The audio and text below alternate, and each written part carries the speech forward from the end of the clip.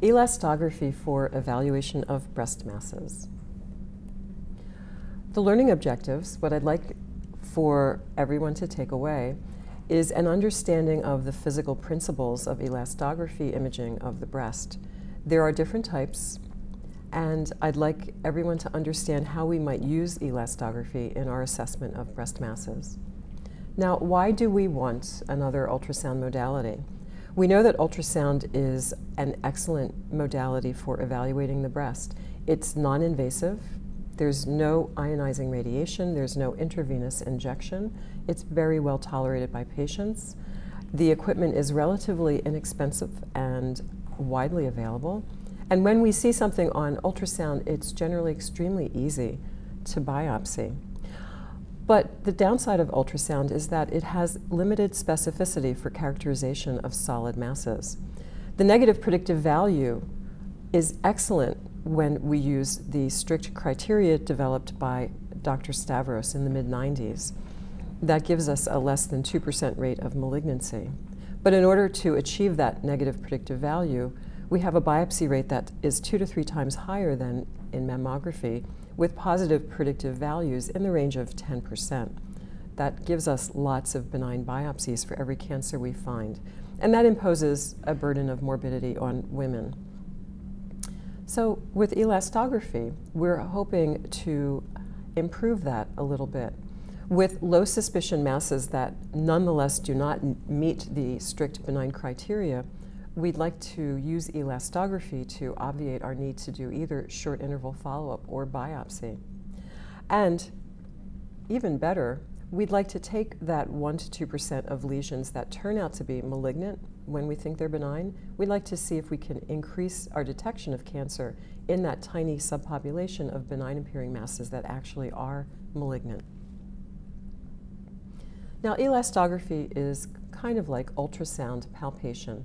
In other words, as with clinical palpation, where we are assessing the relative firmness of normal and abnormal tissue, with elastography, we're using ultrasound to assess relative firmness of a lesion against background breast tissue.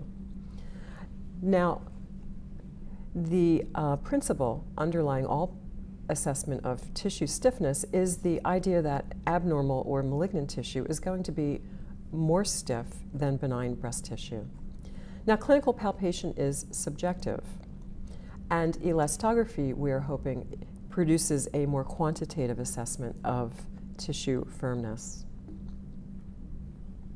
How do we do it? Well, quite simply, you apply force to the tissue with either an external device, typically the transducer itself, or you can apply that force to the tissue internally by sending some sort of a vibration or pulse through the tissue, and again, typically using the transducer itself.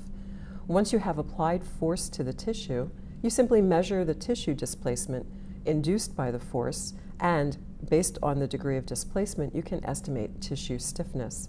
The imaging modality that you can use to do this can be ultrasound or MRI or optical imaging. Most typically, ultrasound is used for elastography.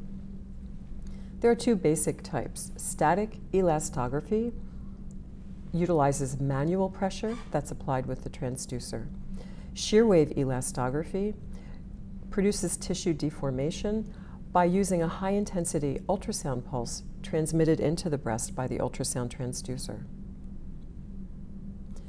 I'm going to start by discussing static elastography because at the moment that is the most commonly used method for breast elastography, the most commonly available modality on different ultrasound machines.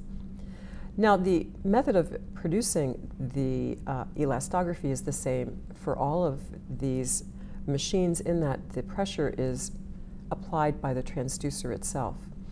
But in the past, the research has looked at several different ways of measuring the tissue deformation. There are many different ways. I'm going to concentrate only on 2 more widely available methods of measuring tissue deformation, and we'll look at the research in both of those. Just diagrammatically, static elastography is simply manual pressure applied to the breast over a lesion, and once the pressure is applied, the degree of deformation of the lesion is measured. Maybe it'll squish out only a little, or maybe it'll squish out really a lot, and that's a relative measure of its firmness. And this has been around for a really long time, actually, with the initial apparatus being very simply a transducer applying force through an opening in a modified mammography compression plate, with the very early elastograms showing that soft, squishy masses like this fibroadenoma produce no deformation, produce no signal on the elastogram because they're soft. And here is another fibroadenoma, but it happens to be firm, producing a signal void on the elastogram because it's hard. It's a lot more sophisticated now.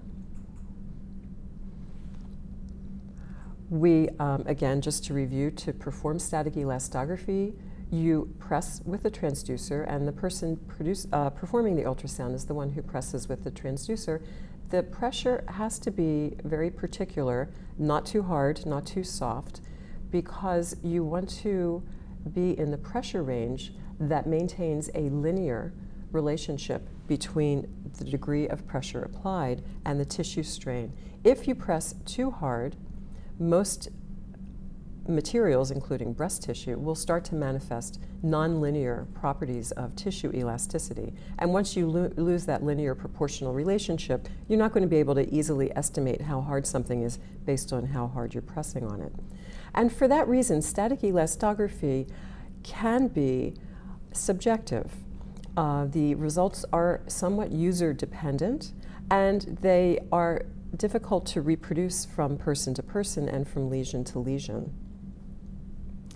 I'm going to take a look first at the lesion size comparison technique for analyzing the degree of tissue deformation that occurs with static elastography. And this very simply, as the name implies, involves measuring the size of your lesion on your B-mode image prior to applying pressure, and then measuring the size of the lesion while you are applying pressure. And then you can grade the lesion based on the ratio of the size pre and post strain. And there are computer programs that will then generate an elastogram based on these measurements. So here's a fibroadenoma, and the second picture shows you that same fibroadenoma while the sonographer is pressing on it with the transducer.